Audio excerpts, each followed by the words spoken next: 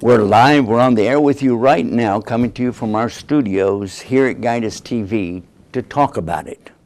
We want to talk about something very serious that just came out, and we talked about it just briefly last night, and we said today you'll see it in the general news, and sure enough, you've heard about it. There'll be more about it tomorrow. What is this behind the idea of registering Muslims but not registering gun owners? There was a lot of discussion about not registering the gun owners or not getting in gun control. Let's leave that alone. That's an amendment right that we have. But a First Amendment right that we have is about religion. So how do you register people because of their religion, but at the same time you don't have a problem with registering the people that could really do some damage to you with weapons? Good questions, and we want to talk about it right here.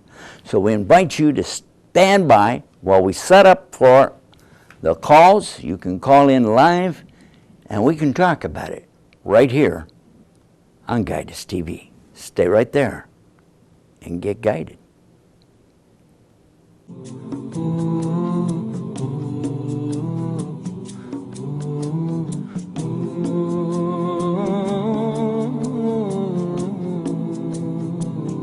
When you feel all alone in this world. Bismillahirrahmanirrahim. Alhamdulillah. Wassalatu wassalamu ala rasulillah. My dear viewers, welcome to Guidus TV. And the reason why we are talking about Guidus TV today is because we need to give information from our perspective. This is the time for information, a world of information out there. But who gives the information? It comes from ourselves. And so Guidus TV is here to present to you the best information, the authentic information from our own Muslim brothers and sisters and scholars of Islam. And so we will ask you to join in. Every time you hear Guidus TV, please join in and be part of this wonderful program. Thank you.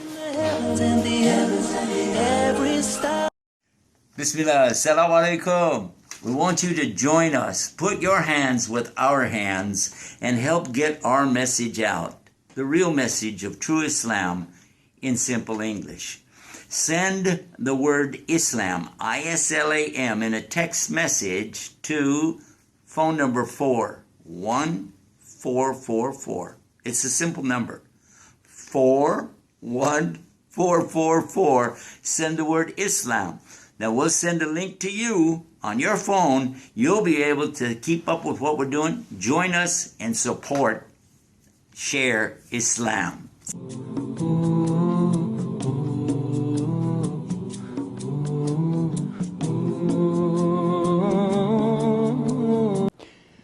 Bismillah, alhamdulillah, wa salatu wassalamu ala Rasulullah. In the name of Almighty God, the praise and worship is for God, and we begin right here. We've got a live caller coming in right now. Let's take that call. Assalamu alaikum, caller. Where are you calling from? I'm calling from South Dakota. And we recognize right away Kimberly in South Dakota. And thank you for calling in tonight. I'm putting it up right on the screen right now. The First Amendment of the Constitution of the United States, the Bill of Rights as it's called, it says right here, First Amendment guarantees the freedoms concerning religion, expression, assembly, and the right to petition. Now, it says it forbids Congress from promoting one religion over others, also restricting an individual's religious practices, guaranteeing the freedom of expression by prohibiting Congress from restricting the rights, the press or the rights of individuals to speak freely.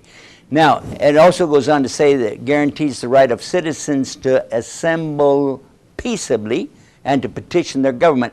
What we want to focus on, of course, is this First Amendment right to religion, the very first thing mentioned, because this is what our forefathers had run away from and got as far away from that part of England's control over beliefs as you could get, and that was why they wanted to put that first and foremost in the Bill of Rights.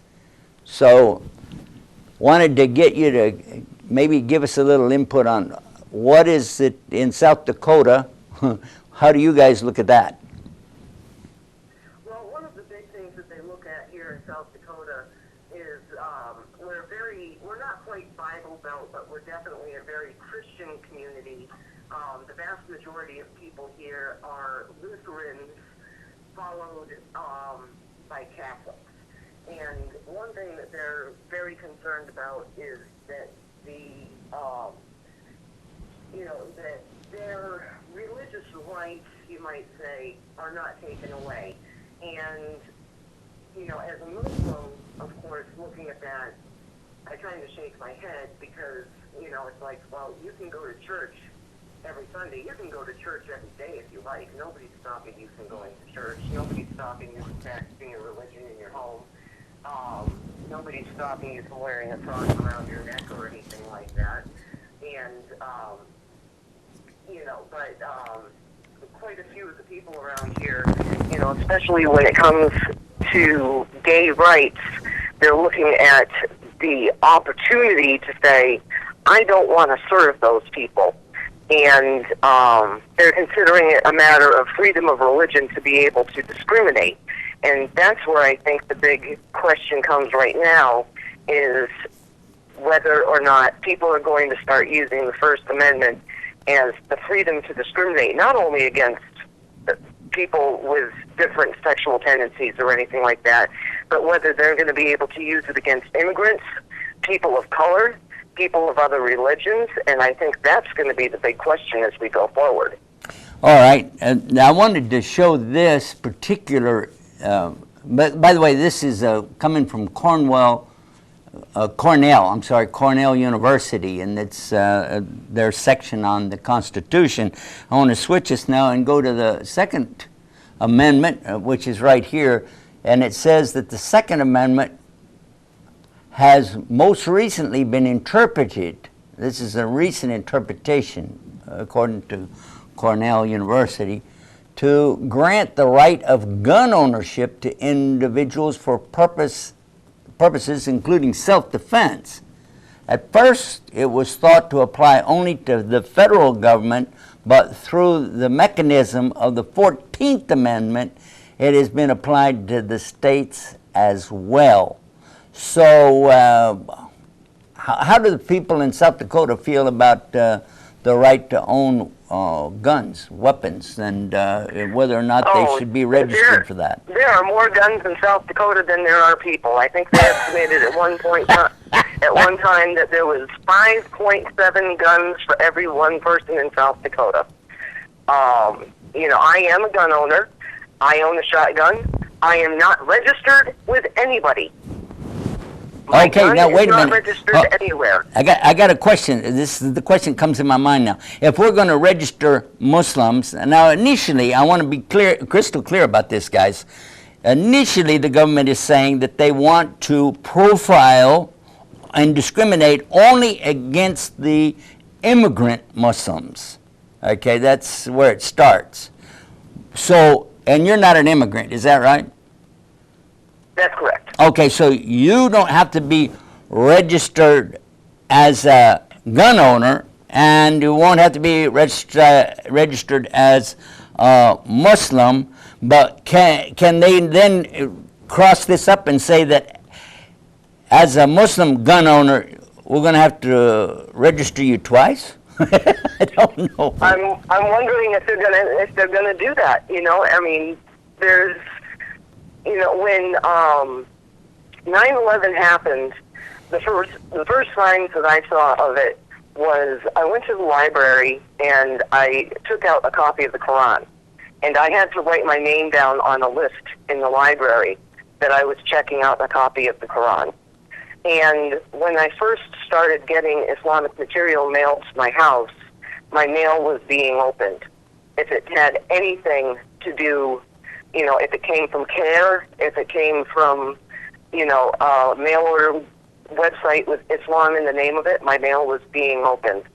And I would not be surprised if they said, oh, okay, you're not an immigrant, so you don't have to register as a Muslim then, and, you know, but you're a gun owner, and you must be a threat because you're a gun-owning Muslim, so now you have to register. Well, I don't know where we're going with this kind of stuff, but another thought that occurred to me, that maybe your mail was just randomly opened. What do you think about that? Because well, sister, maybe random. Hold on. Maybe Random Lee has a part-time job after he gets off of the airport security, and he has a job at the post office. Random Lee, you know the guy. Anyway, I got to take another caller. We're going to take this caller right here. You're on the air. You're live on the air. Go ahead. Assalamu alaikum. Assalamu alaikum. Wa alaikum salam rahmatullahi wa barakatuh. Where are you calling from? This is Aisha from Des Moines, Iowa. Iowa. All right, you're close to South Dakota, aren't you? Yeah, I just got the Sioux City is the town that is close, the big town that's close to the South Dakota border. It sure is. All right, so they're just your neighbor to the north. We've got Sister Kimberly. It was on the air with us. I wanted to also, as a matter of fact, it occurred to me that we might discuss Iowa and the First Amendment. Is Iowa pretty big on leave me alone with my religion? Oh yeah, definitely. But we are, we have a Republican-controlled governor and House of Representatives, and a smaller Democrat margin in the Senate. But still, there's certain Republicans who seem to want to take things far right. All right. Like Steve King. What about the ownership of guns? I want to take a look here at the Second Amendment right now, and how is that viewed there in Iowa? Well, because we're a rural state, a lot of especially the rural people like to have guns either for hunting or for protecting their livestock or protecting their properties, or they're competition shooters, or they might collect. But yeah, even in the city, there seems to be more guns that are proliferating, and there's more violence that I have seen in the local news lately. So yeah, it's increasing, and we have a concealed carry permit, not an open carry permit, but we have a concealed carry permit that people can apply for. Okay, do you have to register to be a gun owner? If you own guns, you got to register there, or no? You're basically registering when you apply for that the concealed carry permit. Okay, well that brings me... And you're basically going through the background check when you buy a gun through a gun shop or a pawn shop. Okay, so there is... Not through private sale, you don't go through that. Okay, there is registration when you purchase any kind of a firearm, is that true? Yeah, you go through the background check. Yeah. And, okay, but we got that. If you're approved, so, then you can make the purchase. Yeah, my point is going to be, I'm going to go back to the First Amendment here. We're talking about religion. Do you have to register if you're in a religion? Not officially here in Iowa, but our governor has come out against accepting Syrian refugees. No. Hold on. This is simple. This is real simple. If I live in Iowa, I don't have to register, right? To be in a religion, right? No. Huh? No. Okay. So no, now, nothing beyond registering as a member of a masjid. I understand. Listen. Where we're going to go with this. If you're going to talk to me about immigration, and you're going to qualify something in immigration by the religion, here's the question. Just like you mentioned, everybody that gets a gun has to be registered in a form because you've got to do that to get the gun, yes or no? Yeah. Okay, so when you come into this country as an immigrant, you're already registered all over the place before you can ever get in the door, regardless of religion. True or false? Yeah, you can register. Takes us to the next level. Process before you even leave your home country. Stay with me here, Aisha. Okay. So take it to the next level, then why all of a sudden is there going to be extra? Now, we're not talking about registering to get in the country. Everybody has to do that. But why is there going to be extra qualification based on the religion regardless of anything else? Because they've already said out of the 25 countries that they said we're going to just, this is across the board, 25 countries, we're going to just say anybody in there. But out of those 25 countries, 24 of them were all Muslim countries. Is that an accident? What's up with that? This is the point. The point is, these people... That doesn't sound like an accident to me. Yeah. Are we talking about violating the Second Amendment, the Bill of Rights, that all of a sudden, because I have a gun, I also have to be registered as a gun owner in general, besides the registration to buy the gun? Because if you do one, or if you're going to put that kind of focus on the First Amendment, then why aren't you putting it on the Second Amendment? Because by and large, across the board, we have a whole lot less suspicion of old people, women, and little children being any kind of a special threat as because of their religion as you would in the Second Amendment. Let's take the same people that are of that age group, of that gender, etc., and put a gun in their hands, and which one are you going to put the emphasis on? And if you said religion over weapons, I'm going to say you and I don't agree a lot on what the most dangerous thing is. That's right. And to make it worse here in Iowa, any kid 14 years to 16, I believe, is allowed to legally handle and shoot a gun with parental or guardian supervision. So I think the biggest thing of all, I wanted to wake Americans, my brothers and sisters here across the board. I'm talking about not just in faith. I'm talking about brothers and sisters. We all came from Adam. Guys, listen up.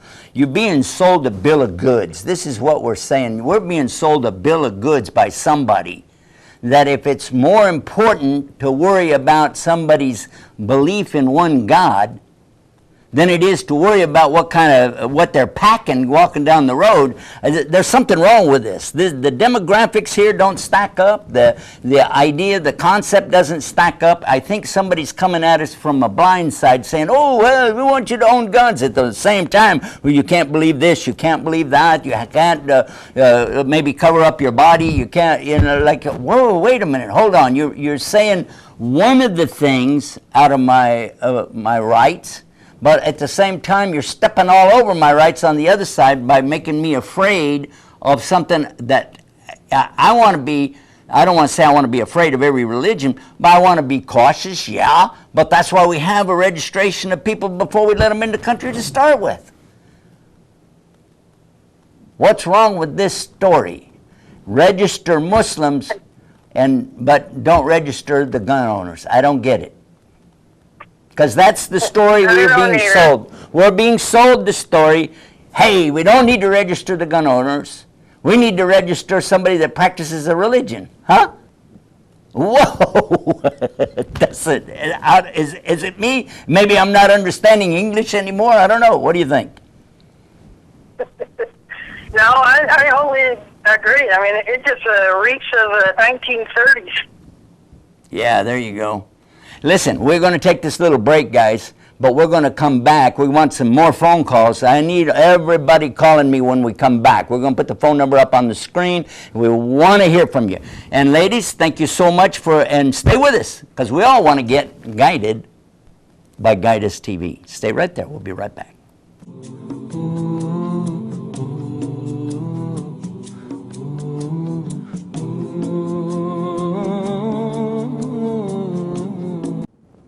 It is very critical that we present our views, regardless of what they may be, here to the public in America. Guidus TV is broadcasting all across the United States and Canada on our satellite, on antennas free to air in Columbus, Ohio, New York, New Jersey, Los Angeles, California, Dallas and Fort Worth, Texas, and Houston, Texas, as well as using the apps for the phone and the internet. All of that is made possible by viewers like you to join and support along with us for this effort, especially in this critical time. Just pick up your phone right now and send the word Islam, I-S-L-A-M, to the special phone number that we have, 41444. 41444. Send the word Islam. When you get the link back into your phone, click it and support. Sign up. Even if you just want to do $10 a month, $25 a month, $50 a month, whatever you want to do, but sign up and be a regular supporter and help us all get guided with Guidance TV.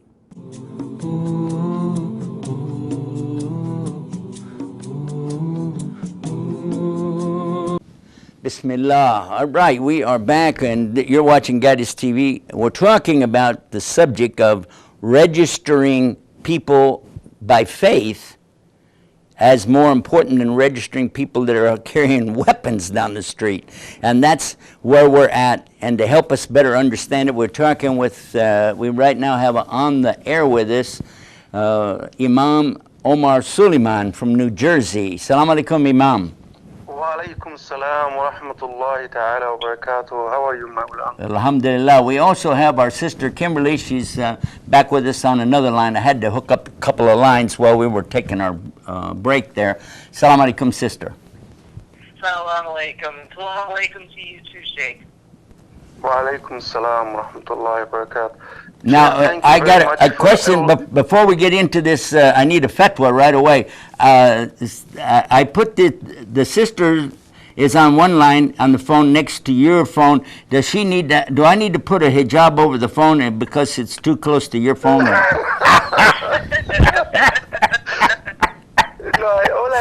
I have to visualize it, that's all. And by the way, I never asked this before, but come to think about it, do I have to lower my gaze when I got the phone? I don't know. I'm just kind of joking around, but You're beautiful, Sheikh. May Allah reward you, and I call for everybody to support you. You're doing a great job, Maulana, and we have to support you. We have to wake up. This is our home, and we do it for our children. May Allah subhanahu wa ta'ala reward you, Sheikh. Everybody out there, they have to support and get the word out there. You know, you're doing a great job through your channels, and if we don't do our job, Allah subhanahu wa ta'ala will ask us on the day of judgment. You did not apply to the Prophet sallallahu alaihi wasallam when he said, "Ballighu anni walau bi'aya," tell about me even one single verse. And you doing that, and we're not doing our job, Sheikh. So I hope everybody hear you today, that they support your program, support the channel, so we can get the word out there, sir. yeah. We have to reach out. Well, Jazakallah khair, Sheikh. I appreciate that. What I wanted to focus on right now is, Sheikh, the First Amendment, the Bill of Rights, the Constitution of the United States of America, calls for something very important. It said that it forbids Congress. That means, Congress means the folks that are there in Washington, D.C., the politicians running our government. The power, yeah, the power. The people that have the power yeah. people, exactly. The big power people, the very ones that we've been told about, that we're going to get away from that. We're going to have just normal people helping us out here. And anyway, we'll talk about that later in the program, about the selection of the big business people that are actually being put in places, maybe even bigger than the ones that we heard about before. But anyway, we're talking now about this First Amendment right to have our religion, our faith, our beliefs, and our religious practices. And it guarantees us the freedom of expression by prohibiting Congress from restricting the press or the rights of individuals to speak freely. And this all ties together. So if we said we're going to register one particular religious group, we're going to look at one group more so than anybody else, and they said it from the standpoint that the immigrants, like for instance, let me give you one. It says the Trump supporters cites Japanese American internment, justifying the idea of registering Muslim immigrants.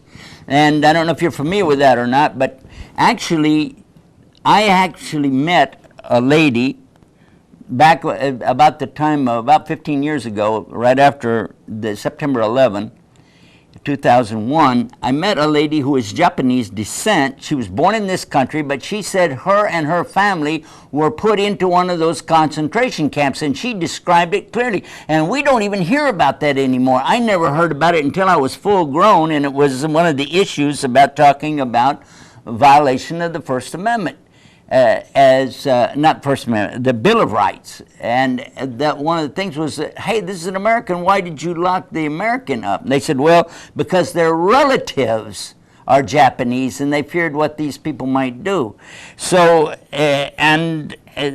she was talking about how many people they lost their jobs and lost their homes and lost their education. They lost everything all that time that they were interred when they were basically in prison. And now we are hearing rumors about that very same thing, looking at Muslims across the board, starting with those who are quote-unquote immigrants, as though immigrants just walk across the border without any kind of need for registration anyway. I don't know. You follow what I'm saying, Sheikh? Yes, Maulana. Well, Maulana, let's make it so simple. The Prophet ﷺ said, if we are in a foreign country, we must obey the law and follow the rules. Okay, there is crisis going on in our home, United States, currently, with all this happening with the terrorists and all the stuff that's going on. And I don't see any problem. Like, I'm not afraid of anything. Register me any way you want it, as long as that will bring security to this country. You know what I'm saying, Sheikh? I don't think it's a violation of anything, because we obey the Prophet ﷺ. He said, you are in a foreign country, follow the rules. The idea, though, brother, Sheikh, you're contradicting yourself, because if you said that you are here as an American, then this is your country. This is not a foreign country. So you're a part of making those laws as well as being subject to those laws. And the laws are already in place with our Constitution guaranteeing these rights. Therefore, it comes to me that we have a big responsibility to preserve those rights for our children, our grandchildren, and those the future people, because once a group of people take rights away from people and begin to oppress them, this is in Arabic language is called madloom. Right? Correct, Sheikh. But what I understand is this is a temporary. That's the same thing Hitler told the people whenever he started interring the Jews, making them wearing the bands. I don't buy it. Yeah. Well, but you hear what's happening, Sheikh, here, with this terrorists again, and what happened in California, what happened in Florida, what happened, and it seemed like they carry the Islam, and Islam is innocent from anything they do, those criminals. And they confuse. They don't understand. Said let's have clarity with all this what's going on. And my personal opinion with this, Maulana, I am not worried about it. I could register as much as I want to keep security to this country, and if it's temporary until things change, inshallah. Okay, well, we haven't seen any change in the last 30 years that I know about, and I heard a lot of stuff about Islam and Muslims long before I was a Muslim, and I was presented with the same rhetoric that we're hearing today, only maybe on a little softer tone, but definitely the same thing was out there with religious leaders here in America saying a lot of harsh things against Islam, and politicians speaking out against Muslims as though everybody from any place, any Muslim country were a bunch of thieves and criminals and rapists and so on. So I don't think that the temporary thing is the answer. Plus, this is the biggest thing of all, Sheikhna, I want to share with you, with all respect, that in America, if you apply one thing to a group, you apply it across the board, ipso facto. It means that this is going to be then not just for you, maybe jazakallah khair, that you're willing to put up with a lot of stuff while people so-called get their act together. That's not the real case here. The case is once you apply a rule to a part of the country, you really applied it to the whole country.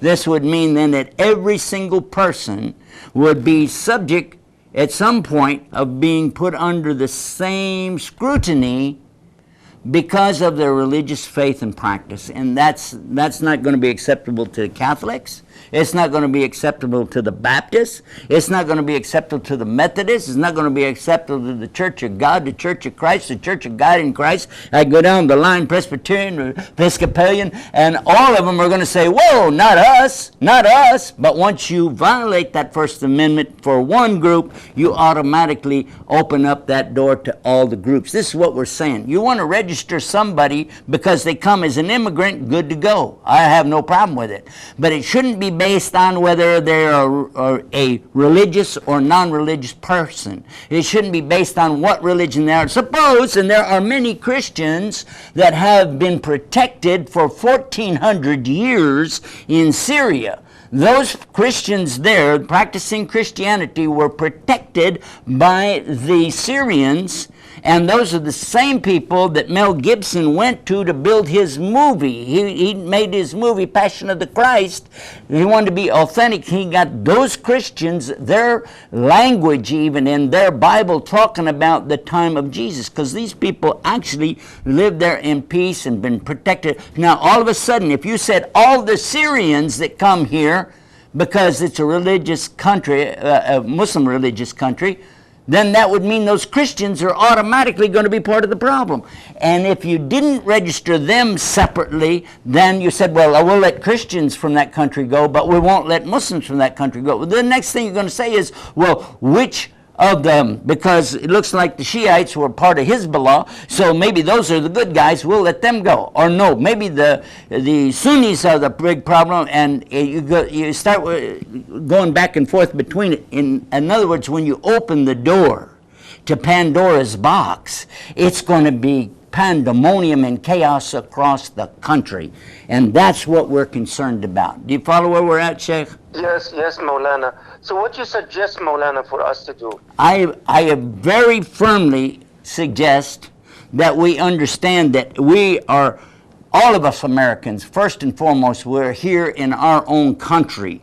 We already have laws in place. We already have understandings in place. And we don't want a few people who are not aware of the very manipulative big boys that are out there. I say that without reference to gender. I'm just saying the big guys out there who are willing to manipulate and make us think about one thing, like sleight of hand, like a magician. Look at my right hand, and with his left hand he's doing something else and you didn't see it. And here's what we've got. I'm going to put it back on the screen for our viewers again. We've got the First Amendment up here telling us about our right to have our religion without any discrimination. Now let's take a quick look at the Second Amendment, and it's here telling us the right to own guns, gun ownership for individuals for purpose that includes self-defense. That's a guaranteed right. That is not a privilege, that's our right. Right, but they register anyway. So we can own guns, and we've been told by one of the parties out here, the Republican Party, telling us again and again, we don't want to get involved in any kind of registration or oppression on somebody owning a gun, but at the same time, hey, no problem jumping on their religion as long as they're a Muslim, and that opens the door to all religious practices. That's the problem. And this is not something that's just a few people afraid of. If you're afraid of something happening, I got news for you. The statistics, just check the statistics. How many people in our country are killed every day by guns? Every day in every part of the United States there are people that are being shot, injured, wounded, and killed on a daily basis, and you don't want to worry about that. But at the same time, when you're talking about registering people that are already registered, they're already registered when they come in to our country. Otherwise, you can't get here. Isn't that true? Absolutely. They have file on everybody. All right, so this is what we're saying is why extra registration just because they're Muslim? Because it implies that there's something wrong with Islam, and that's what we're talking about. Is there something wrong with Islam? Maulana, you know what, Maulana? You see what you're doing with your channels and all that? People do not participate. This is our issue here, Sheikh. You know, in a neighbor, you find a Muslim neighbor, he doesn't even say hello to his neighbor. You know, he walk away, he doesn't talk, he hope that the problem goes away. Our problem in the United States, we're not reaching out.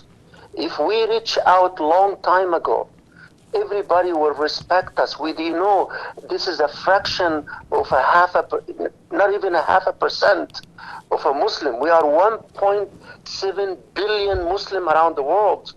The people that cause this trouble, that Allah subhanahu wa ta'ala is innocent and the Prophet sallallahu alaihi wasallam is innocent and Islam is innocent for what they do, is less than 0.5%. But with the American people, Sheikh, when I have my event in New York City, they have no clue. They don't understand. They said, you guys are silent. We don't know what you're thinking. You are a nice guy, but we don't know what you think. Because we know we don't reach out.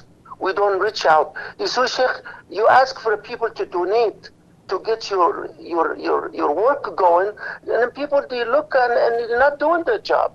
And that's the least he can do. That's the least for their kids, for their grandkids. This is our home. This is our home, Sheikh. That's a shame that the people don't know. I went to my son's school the other day. I was like with a conference with the teacher. I turned the conversation into Islam. And I told him who we are. I'm trying to reach out with them. Say, thank you for letting us know. Can you please come and speak to us, to the student? I said, of course. Of course. They are beautiful people, but they don't understand us, Sheikh. That's why they get to talk about register and that, because we're not talking. You know, the majority of the Muslims are silent. They don't want to even participate in small thing that you're doing, getting the word out there. They don't want to do it. You know, it's unbelievable. It's our fault. I don't blame Donald. I don't blame media. I don't blame anybody. I blame us. We do not obey the Prophet. Sheikhna, that's exactly where we're going with this. And I figured that you knew that. You're right on the target, and we appreciate that. Sheikh, I want to switch over again to Sister Kimberly and take her opinion on what our discussion is up to this point. Sister, are you able to hear us okay? It's breaking up a little bit, but I'm getting most of the conversation. All right. So, your take on what we were just saying, you agree with the Sheikh that we need to really work and get our voice out there more and be more involved as far as participating just in a general sense with the public and let them know what Islam is. All right. So we're all on the same page. We're going to take this break. We'll be right back after this. Guys, you're watching Guidus TV, so we ask you to stay tuned so we can all get guided right here.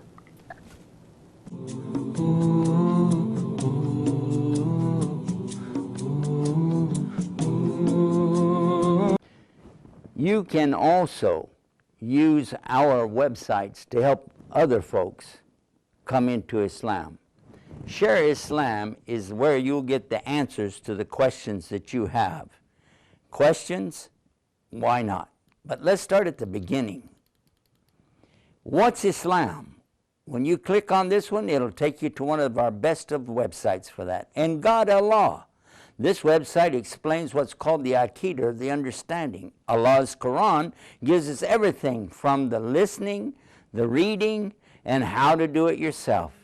Prophet of Islam, another great one for us for understanding who is Muhammad and what he really said and did. Islam's women. Oh, that's a great one. But guys, be careful when you go there. You got to lower your gaze. Science Islam. So many people talk about the miracles of Islam over the 1400 years. And then we've got the jihad website. What is real jihad? What is the Sharia of Islam? Find out. And then Bible and Islam. What is the reference that Muslims have about the Bible? And a live chat where you can actually go in and sit there and talk with folks that are Muslim and can help the new Muslims get more. And then finally come to the questions. If you didn't find your answers and all of that, just log in right here and see for yourself.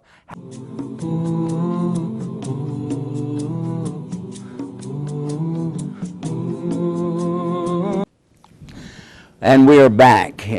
Those of you who just tuned in, this is our show called Talk About It. We want you to call in. I'm going to put the number up on the screen right now, 1-800-435-1666. That's 1-800-435-1666. Pick up the telephone, give us a call, and talk about it. And what our subject is, and I want to be real crystal clear about that, is what's happening with this idea of registering Muslims but not registering the gun owners, and there's something wrong with that formula.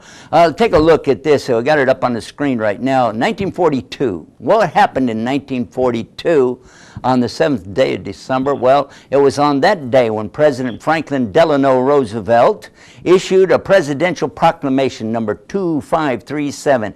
He was requiring all the aliens from World War II enemy countries, Italy, Germany, and Japan, to register with the United States Department of Justice. Registered persons were then issued a certificate of identification for aliens of enemy nationality. Now, that sounds all right. Wait till you find out what happens then. It says the follow-up to the Alien Registration Act of 1940, Proclamation 2537, facilitated the beginning of a full-scale internment of the Japanese Americans the following month. Now, what does that mean? It means that in 1940, they already put this one proclamation in, right? Then 1942, they're coming up with something else. And what we found out is that the Americans born here, American born, but their relatives are in Japan, still wound up going to jail or prison. They had the internment camps there, and they spent that time there. Well, most Americans expected the United States to enter the war, presumably in the Europe or the Philippines. The nation got shocked to hear that Japan's attack on Pearl Harbor on December 7th, 1941. Now, how is it that exactly on that same day? Well, that's another conspiracy theory, so we'll leave it alone. In the wake of the bombing, the West Coast appeared particularly vulnerable to another Japanese military offense. A large population of Japanese Americans. These are people who are Americans, who are descendants of Japanese, inhabiting the western states. And American military analysts feared some might conduct acts of sabotage on the West Coast defense and agricultural industries. For that reason, those people, those little children, were taken out of the schools. Others were taken out of college. Some were taken away from their businesses, out of their homes, losing their jobs, losing everything because of somebody said, maybe this could happen.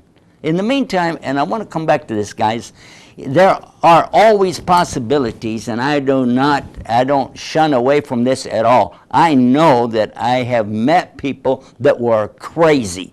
All my life I've been around people that are good, wholesome, God-fearing, but every once in a while you get a crazy one in there that, I mean, really, you wonder where they're coming from and where they're going. And this is even before they start drinking. And then what happens? So this is what I'm saying is that, guys, that you can't protect us from everything, because if you try to do that, you're actually going to put us all in a box. You're going to put us all in a solitary confinement. And now nobody can hurt you, but you also can't go out. You can't do anything. You are isolated. And if we did that to everybody in this country, you'd figure out real quick, oops, what happened to my voting rights? What happened to my speaking rights? What happened to my right to believe, my right for everything? I said, forget your rights. You don't need rights. You got security. What? You don't need rights. You got security. Blah, blah, blah. So how do you take that, sister? Well, am I off the wall? You're definitely not off. One thing that I wanted to point out was, you were talking about the Japanese internment camps. And a lot of people might say, well, it was my mother who came here from Afghanistan or something like that. I'm safe because I'm an American citizen.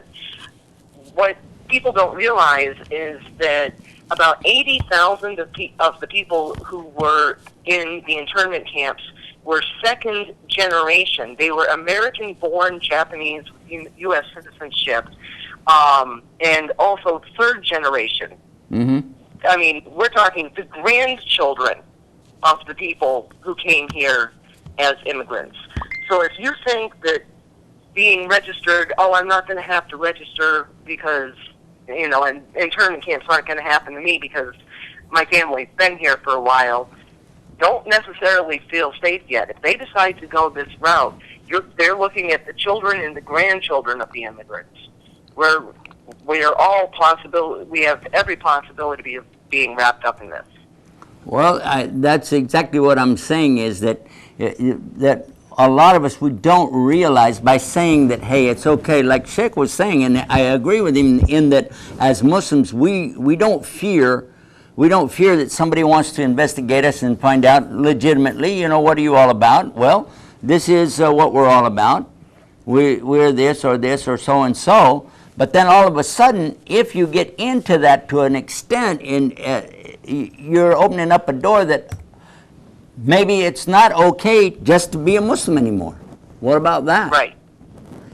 Yeah, that's. I think that Sheikh was completely correct in that. We've got to get out there and start teaching people. One of the Trump advisors has been calling for across the board Muslim registry. Did you know about that? I didn't know about that, and that just makes my heart sick. Yeah, let's put that up again and let everybody take a look at your screen, sister. We're going to put it up there right now. You can see Kansas Secretary of State, and we know that was the one that Donald Trump was about to put in the big position there. He is calling for across-the-board Muslim registry. We're not talking about immigrants, illegal immigrants. We're talking about you, a Muslim, especially the sisters, because you're walking down the street with hijab on, we can grab you right away and just take you right straight to internment camps. You don't even notify your family, just bam. And that's what they did to the Japanese. Hello? Maybe this is a wake-up call for America. It's time to wake up to this. What is going on? Well, one thing that I want to make sure that everybody knows is that if they're starting to feel as if this administration is becoming scary, which I'm sure a lot of people think it is, don't forget that in 2 years, we have another vote coming up, and we're going to be voting in all 435 members of the House of Representatives again. So we have an opportunity to take the House back over and at least get something in place where maybe we would be able to block actions such as this. Well, all right. Now that's a good point. That's a real good point. And in fact, I think that's a wake-up call for all of us to start talking to our representatives in Congress, to the senators, to the congressmen, and let them know that, listen, guys, we understand you're coming up for vote again. If we start seeing rights being taken away, if we start seeing violations on the Constitution and the Bill of Rights, guys, that's what you swore to defend. When these people came in and took office, that's what they swore. They swore that they would defend and uphold, not break. They're the very ones that want to, if they are the ones who want to do that, let's keep it away from the theories. If somebody wants to violate the Constitution of the United States and they hold a position as somebody from our judicial system, then we've got to say, excuse me, let's back up. We don't need to give votes to that person. And of course, that should have been covered. I suppose maybe we're guilty because we, as Muslims, didn't put it out there that clear about who you should not vote for. Anyway, the immigration headliner says that Trump team is preparing plans for a wall. Now, mulling the Muslim registry. That means they're discussing it, talking it over. Now, at this wall that they're talking about, this has a double-sided deal. Let me explain something else. Suppose that you live on a border.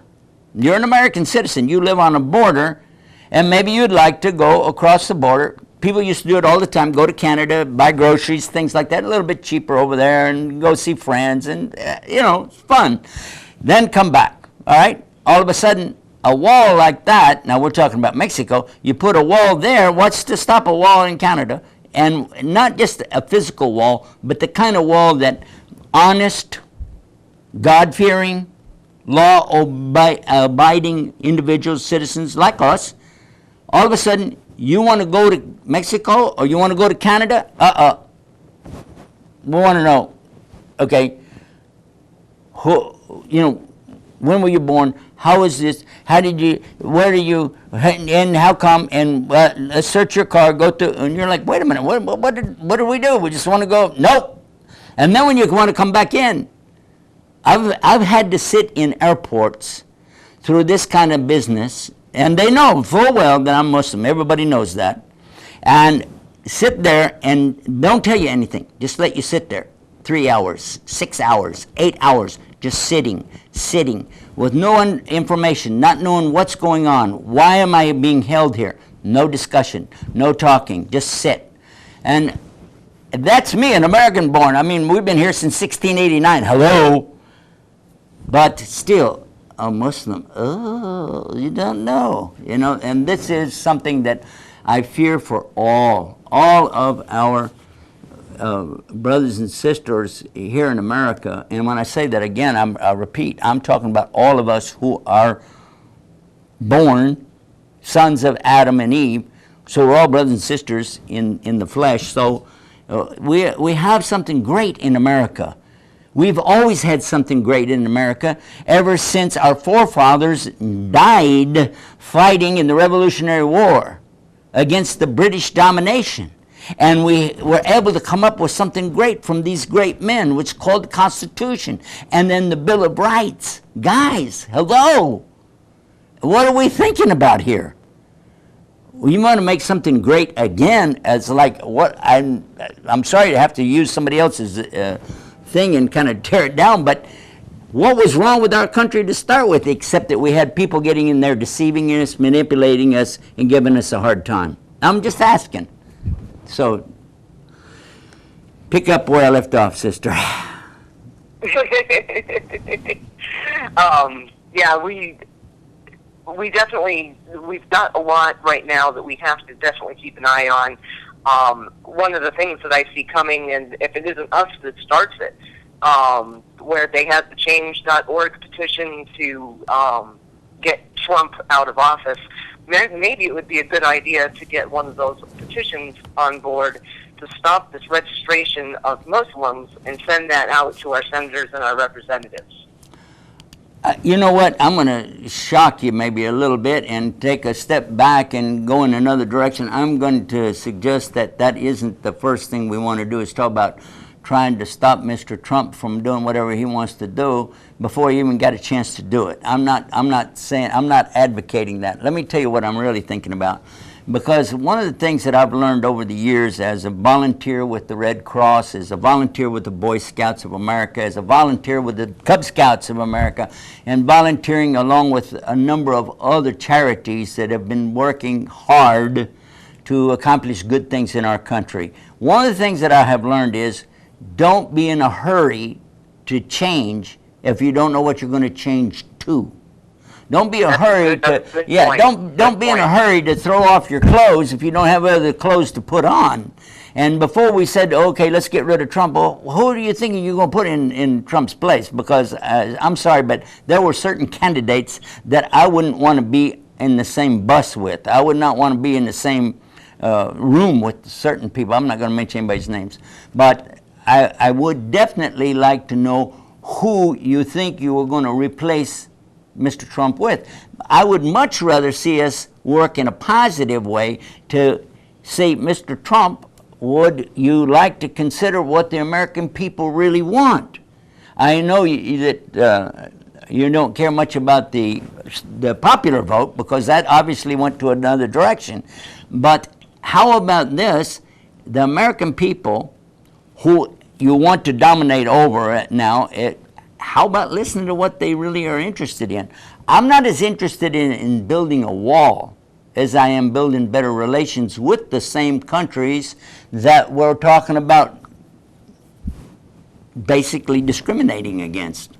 Because if we could open up that, if we could build a bridge, if you don't mind me to use that term, to where we could say, guys, here, we see you got problems. Before I spend $180 billion on a 30-foot wall all the way from Brownsville, Texas to San Diego, California, before I do that, let me see if I could spend a few bucks here just to see if we could have a better relationship, help some of these children get, young people. I'm talking, when I say children, I'm talking about anybody under 25, okay, because I'm an old guy. What I'm saying is that a lot of people in these countries, they can't even get married. How many of these young men and women are sending us emails, text messages on the Facebook and Twitter every day, talking about, I want to get married, I want to get married, I want to get a job, I want to get education, I need basic things that here in America we take for granted. Then when I visit countries in Africa and I see children there, all they want is a drink of water. A drink of water, because they're dying right in front of my eyes. Well, by the way, we got to put in 13 water wells over there with the cooperation of the government. They drilled the holes, and the Muslims, that's right, the Muslims in the UK came together and sent the money there to put in the rest of the wells. The government drilled the holes, but the rest of it, we put 13. We promised 9 and we put in 13. And that was through, yes, Islamic Relief, by the way. I'm just giving them a free plug. I really want us to work hard to think about what we want to do positive before we talk about a negative. I don't have a problem with Mr. Trump if he's going to serve us as a president is supposed to serve us. But if you're going to put in people that have agendas already, that goes against a lot of what his campaign was about, keeping us away from the big boys. Now, we're going to be talking about more of this tomorrow night. We're going to come to you live all the way from New Orleans, Louisiana. That's right. We're going to be over there in Louisiana for the Friday prayer. If you'd like to come and join us, if you're in New Orleans, the following day we'll be in Lafayette. So come be with us and keep watching. Keep watching, keep watching, keep watching, and keep supporting, because this channel does not take advertising, does not take any kind of a political stance one way or the other. We're saying, guys, support the channel that brings the guidance. Get guided right here with Guidus TV. Until next time.